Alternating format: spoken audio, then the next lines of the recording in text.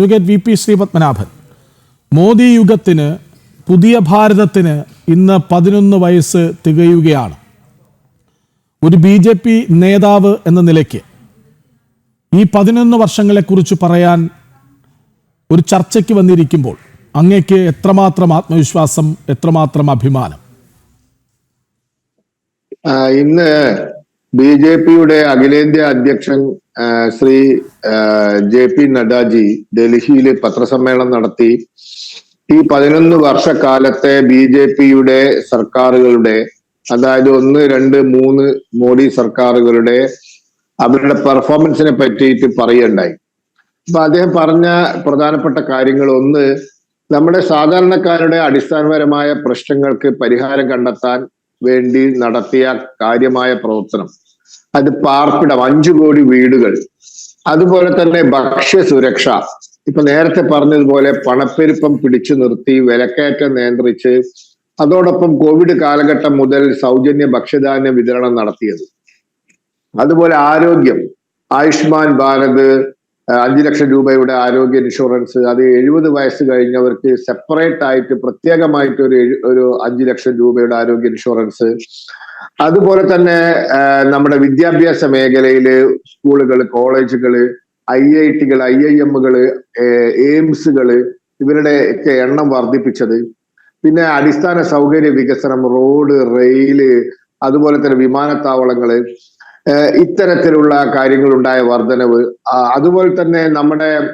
കുത്തിവെപ്പ്, മിഷൻ ഇന്ദ്രധനുഷ്, ആയുഷ്മാൻ ആരോഗ്യ മന്ദിർ, അതുപോലെ തന്നെ മാതൃവന്ദന യോജന, അമ്മമാർക്ക് പ്രസവത്തിന് ശേഷം 5000 രൂപ കൊടുക്കുന്നത്, അതായത് അമ്മമാർക്ക് 5000 രൂപ, രണ്ടാമത്തെ കുട്ടി പെൺകുട്ടിയാണ് വീണ്ടും ഒരു 5000 രൂപ, സ്ത്രീ സുരക്ഷ, സ്ത്രീകളുടെ ശാക്തീകരണം, 33% സംവരണ ബില്ല് പാസാക്കിയത്.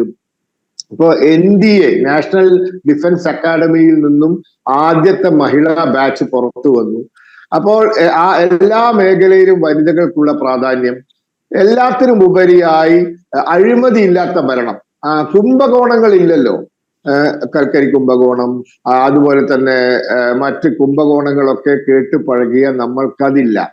അതോടൊപ്പം സുരക്ഷ, അതിർത്തി സുരക്ഷ, ആഭ്യന്തര സുരക്ഷ, തീവ്രവാദ പ്രവർത്തനത്തിന് അടിച്ചമർത്തൽ, ഇങ്ങനെ എല്ലാ മേഖലയിലും, ശൂന്യാകാശം മുതൽ ഇവിടെ റെയിൽവേയിൽ, നമ്മുടെ ഇന്ത്യൻ റെയിൽവേയിൽ ഉണ്ടായ മാറ്റം, അതായത് നമുക്കറിയാലോ, രാവിലെ റെയിൽവേ സ്റ്റേഷനിൽ പോയിട്ട് പാളത്തിലേക്ക് നോക്കിയുള്ള അവസ്ഥ നമുക്ക് ആലോചിക്കാവുന്നേ ഉള്ളൂ. ഇന്ന് റെയിൽവേയുടെ ശുചിത്വം, നാടിന്റെ ശുചിത്വം, 12 കോടി ശൗചാലയങ്ങൾ നിർമ്മിച്ചത്, അതുപോലെ തന്നെ പുകയില്ലാത്ത ഗ്യാസ്, പാചകവാതക അടുപ്പുകൾ ഇന്ന് ഇന്ത്യ രാജ്യത്ത് 10 കോടിയോ 11 കോടിയോ ആണ് പുതിയതായി വിതരണം ചെയ്തത്. ഇങ്ങനെ എല്ലാ മേഖലയിലും ഉണ്ടായ മാറ്റം നമ്മുടെ നാട്ടില്, അത് ആണ് ഈ 11 വർഷത്തെ മോഡി സർക്കാരിന്റെ എടുത്ത് പറയത്തക്ക കാര്യങ്ങൾ. അതോടൊപ്പം അദ്ദേഹം വേറെയും കുറെ കാര്യങ്ങൾ പറഞ്ഞു. ഇപ്പം വിദേശ നാണ്യ ശേഖരം സർവകാല റെക്കോർഡാണ്. $700 ബില്യൺ ആണ് ഇന്ത്യയുടെ വിദേശ നാണ്യ ശേഖരം. നമ്മുടെ സമ്പദ് വ്യവസ്ഥ $4.187 ട്രില്യൺ. നമ്മൾ ജപ്പാനെ എന്താ പറയാ ഓവർടേക്ക് ചെയ്ത് മറികടന്ന് നമ്മൾ ലോകത്തെ 4ാമത്തെ സാമ്പത്തിക ശക്തിയായി. ഇങ്ങനെയുള്ള കാര്യങ്ങൾ, ഇതൊക്കെ തന്നെ നമ്മൾ ഇപ്പോൾ എത്തി നിൽക്കുന്ന ഒരു അവസ്ഥയാണ് കാണിക്കുന്നത്. ഇതൊക്കെയാണ് നരേന്ദ്രമോദി സർക്കാരിന്റെ നേട്ടങ്ങൾ. മുദ്ര യോജന, അതുപോലെ തന്നെ ജൻധൻ യോജന, നമ്മുടെ നാട്ടിൽ ബാങ്കിൽ പോവാത്ത, ബാങ്ക് അക്കൗണ്ട് ഇല്ലാത്ത കോടിക്കണക്കിന് ആളുകൾ, ഏതാണ്ട് 50 കോടി ആളുകൾക്ക് ബാങ്ക് അക്കൗണ്ടുകൾ, സീറോ ബാലൻസ് അക്കൗണ്ടിൽ തുടങ്ങി ഇന്ന് ലക്ഷക്കണക്കിന് കോടി രൂപ ബാങ്ക് അക്കൗണ്ടുകളിൽ നിക്ഷേപമാണ്. മുദ്ര യോജന, ഇങ്ങനെ നമ്മുടെ നാട്ടില് സ്ത്രീകൾക്കായി കൊടുക്കുന്ന startup India, standup India, 1 nation 1 ration card, ഇങ്ങനെ ഒട്ടനവധി കാര്യങ്ങൾ, ഇതൊക്കെ കൂടി ചേർന്ന വലിയ എന്താ പറയാ മാറ്റം ഈ രാജ്യത്തുണ്ടാക്കിയതാണ് നരേന്ദ്രമോദിയുടെ 11 വർഷം. അപ്പൊ ഇതൊക്കെയാണ് ഇന്ന് എന്താ പറയാ പാർട്ടിയുടെ അഖിലേന്ത്യാ അധ്യക്ഷൻ ശ്രീ JP നഡ്ഡാജി ഡൽഹിയിൽ പത്രസമ്മേളനം നടത്തി പറഞ്ഞത്. അപ്പോ മാറിയ ഇന്ത്യ, ന്യൂ നോർമൽ, ഒരു പുതിയ പദം വന്നിട്ടുണ്ടല്ലോ, ന്യൂ നോർമൽ, ന്യൂ ഇന്ത്യ, നയാ ഭാരത്.